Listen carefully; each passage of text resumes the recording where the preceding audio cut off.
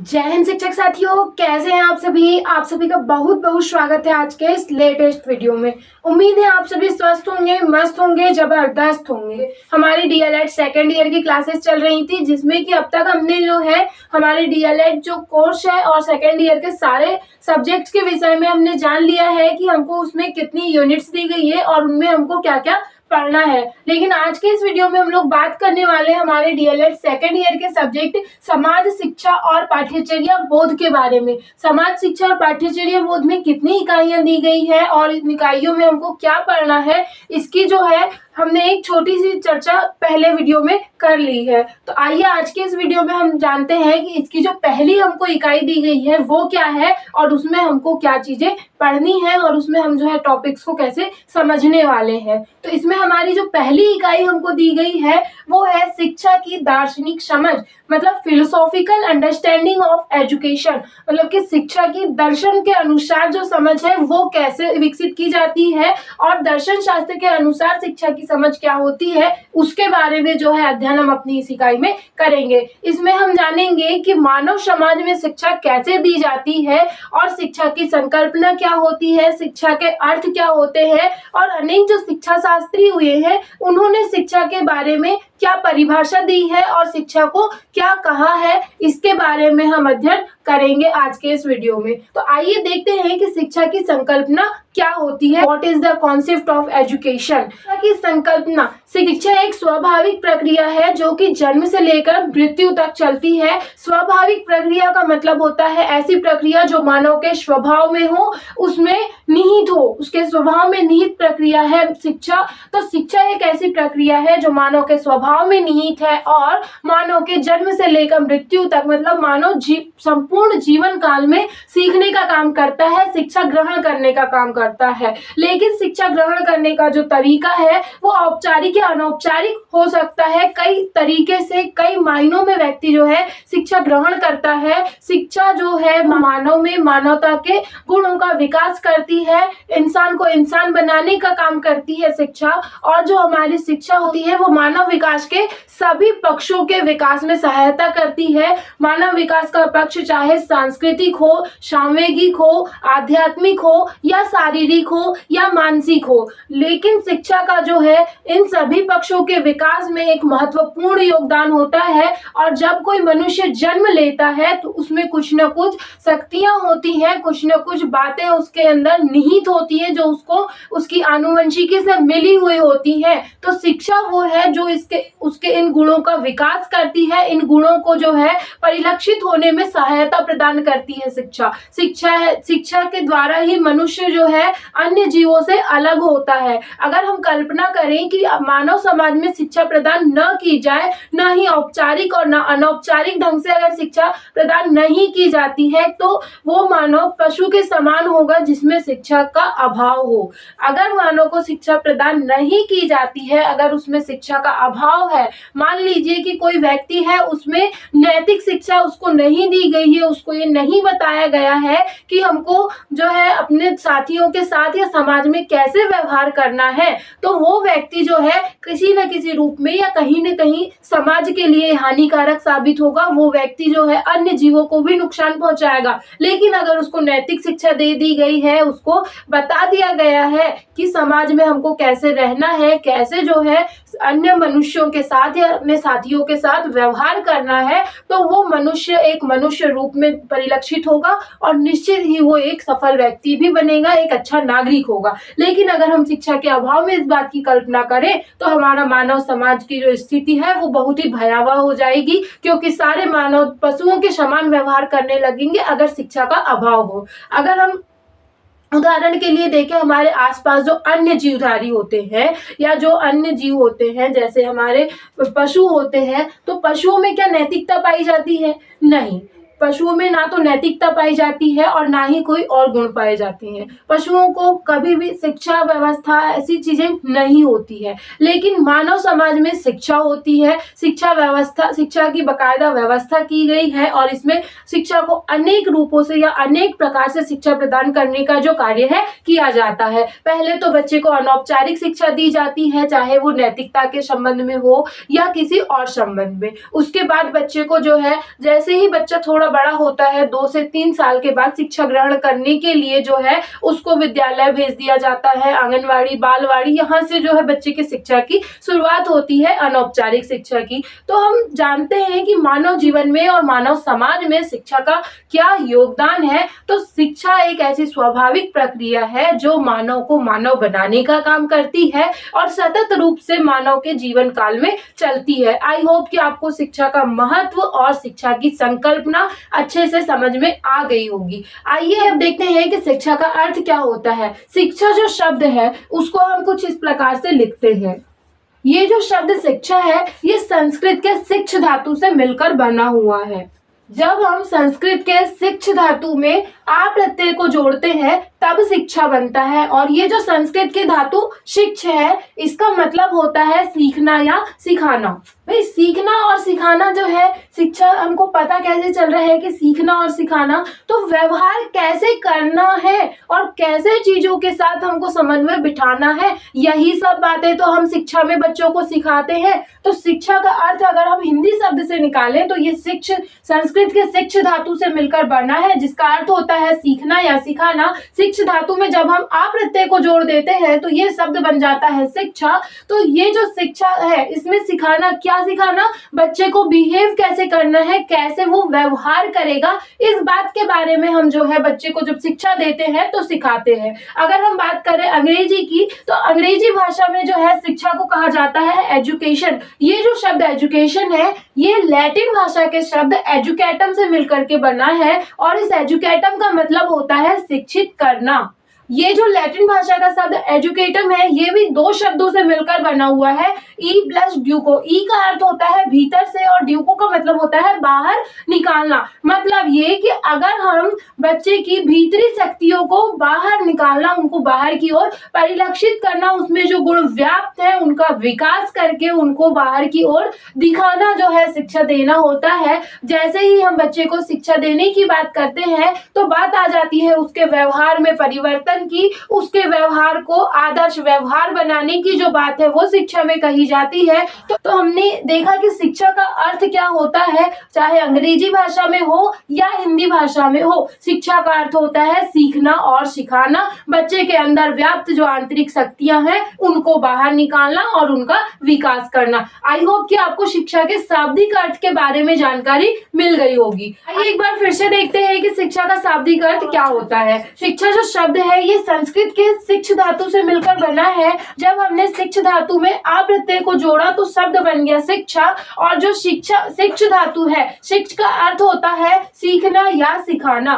से हिंदी में अगर हम देखें तो शिक्षा का अर्थ होता है सीखना या सिखाना। बच्चे को किसी व्यवहार के बारे में या किसी चीज के बारे में सीखना सिखाना ही शिक्षा है। उसके बाद अगर हम थोड़ा आगे अंग्रेजी भाषा में देखें तो एजुकेशन कहा जाता है शिक्षा को अंग्रेजी में। तो एजुकेशन जो शब्द है इसका एक मतलब तो हम ले लेते हैं शिक्षा से, लेकिन जो अंग्रेजी का शब्द एजुकेशन है वो लैटिन भाषा के शब्द एजुकेटम से मिलकर बना है, और एजुकेटम का मतलब होता है शिक्षित करना। शिक्षित करना और एजुकेटम जो शब्द है वो भी दो शब्दों से मिलकर बना है, ई प्लस ड्यूको। ई का मतलब होता है भीतर से और ड्यूको का मतलब होता है बाहर निकालना। मतलब बच्चे भीतर से किसी चीज को जब हम बाहर निकालने की बात करते हैं तो वो होती है एजुकेशन। अब एजुकेशन में हम किसको बाहर निकालने की बात कर रहे हैं, बच्चे में व्याप्त जो गुण है, जो शक्तियां हैं, उनको बाहर निकालने की बात जो है वो शिक्षा में की जाती है। अब देखते हैं कि हमारे जो शिक्षा शास्त्री हुए हैं जैसे सुकरात, रविंद्रनाथ टैगोर, स्वामी विवेकानंद,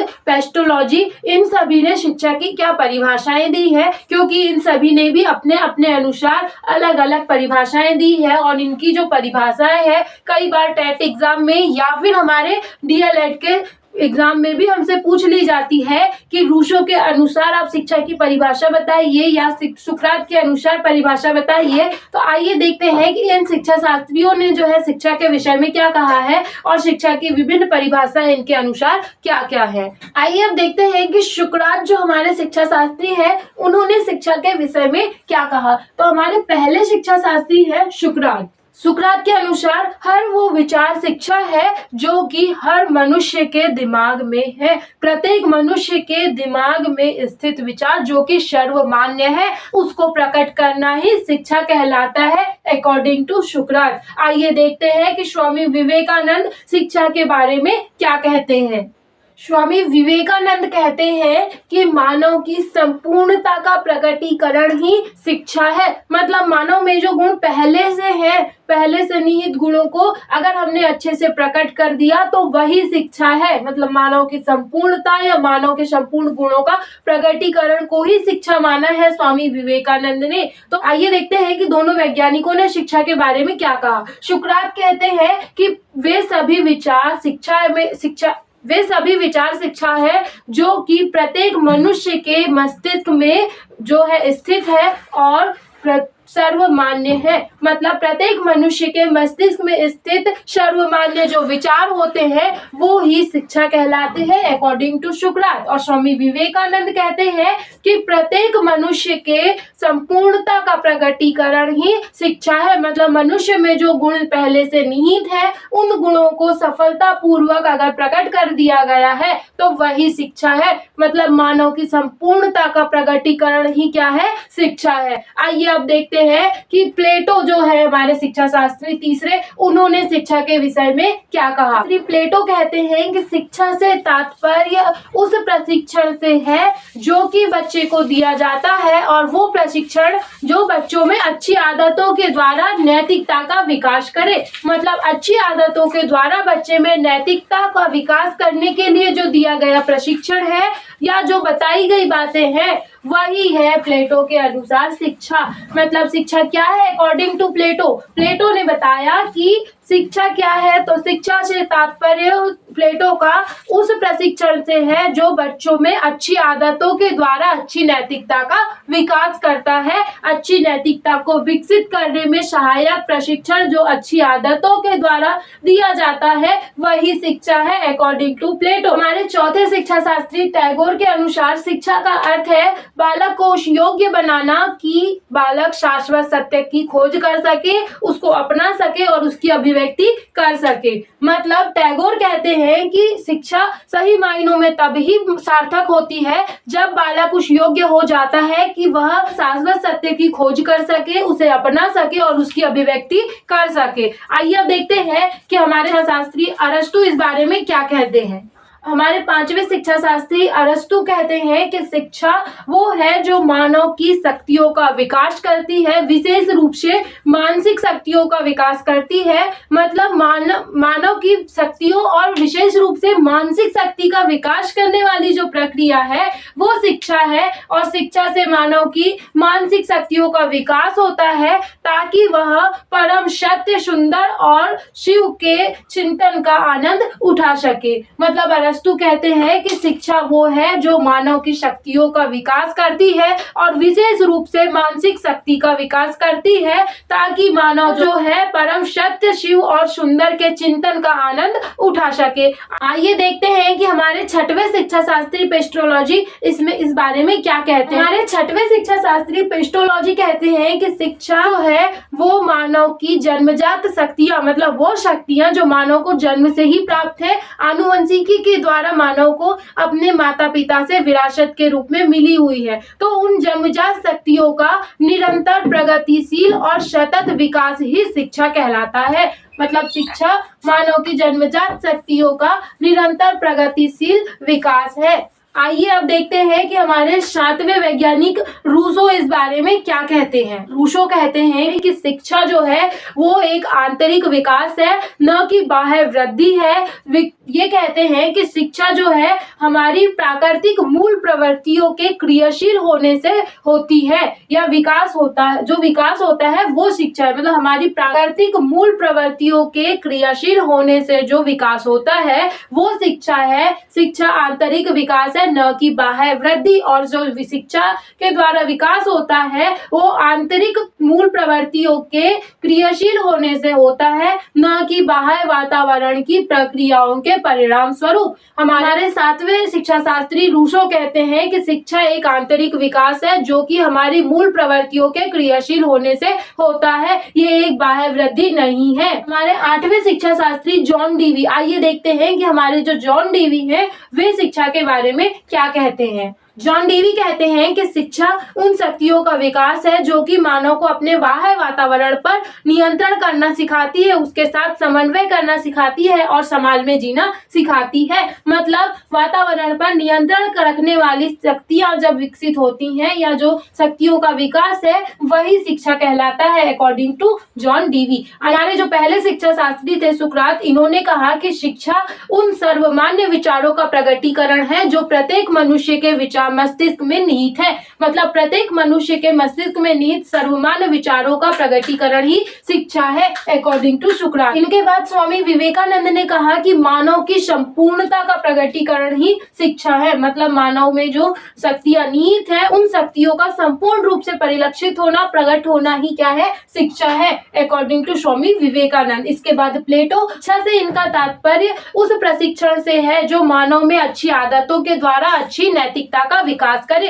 मानव में अच्छी आदतें और अच्छी नैतिकता का विकास ही शिक्षा है, या शिक्षा वो प्रशिक्षण है जो कि मानव में अच्छी आदतों के द्वारा अच्छी नैतिकता का विकास करता है, अकॉर्डिंग टू प्लेटो। इसके बाद टैगोर, रविंद्रनाथ टैगोर जी कहते हैं कि बालक को उस योग्य बनाना कि वह शाश्वत सत्य की खोज कर सके, उसे अपना सके और उसकी अभिव्यक्ति कर सके, वही शिक्षा है। मतलब शिक्षा के द्वारा बालक को इस योग्य बनाना ही शिक्षा है कि वो शाश्वत सत्य की खोज कर सके, उसे अपना सके और की अभिव्यक्ति कर सके। इसके बाद हमारे अगले शिक्षा शास्त्री आते हैं अरस्तु, और अरस्तु कहते हैं कि मानव शिक्षा वो है जो मानव की समस्त शक्तियों का विकास करती है और विशेष रूप से मानव की मानसिक शक्तियों का विकास करती है कि मानव परम सत्य, शिव और सुंदर के चिंतन का आनंद उठा सके। इसके बाद हमारे अगले शिक्षा शास्त्री आते हैं पेस्टोलॉजी। पेस्टोलॉजी कहते हैं कि मनुष्य की जन्मजात शक्तियों का प्राकृतिक, प्रगतिशील और निरंतर विकास ही शिक्षा है।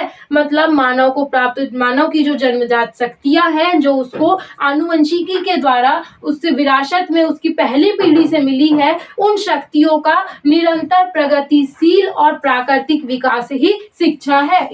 आइए अब देखते हैं कि शिक्षा का जो है संकुचित अर्थ क्या होता है, नैरो मीनिंग ऑफ एजुकेशन जो है वो क्या होता है। तो साथियों, जब हम संकुचित शिक्षा की बात करते हैं या संकुचित अर्थ में अगर हम शिक्षा की परिभाषा देखें तो जब निश्चित योजना बना करके और निश्चित स्थान पर एक वयस्क व्यक्ति द्वारा कोई शिक्षा बालक को प्रदान की जाती है निश्चित समय में, तो वो जो शिक्षा होती है उसको कहा जाता है शिक्षा। तो निश्चित अर्थ में जो जब हम बालक को शिक्षा प्रदान करते हैं तो वो हमारी संकुचित शिक्षा होती है। मतलब ये कि जैसे हम बालक को जब शिक्षा प्रदान करते हैं विद्यालय में, तो विद्यालय में जब बालक हमारे पास आता है तो हम उसको जो है एक निश्चित समय में, निश्चित वातावरण में, निश्चित पाठ्यक्रम के अनुसार जो है उसको शिक्षा प्रदान करते हैं और एक निश्चित व्यक्ति होता है जो उसको शिक्षा प्रदान करने का कार्य करता है। तो ये जो शिक्षा में निश्चितता आ जाती है इसी को कहा जाता है शिक्षा का संकुचित अर्थ। मतलब संकुचित मायनों में जो है शिक्षा यही है कि बालक विद्यालय आया, उसने शिक्षा ग्रहण की और उसको जो शिक्षा प्रदान की गई वो केवल उसके और समाज के उन्नयन के लिए है,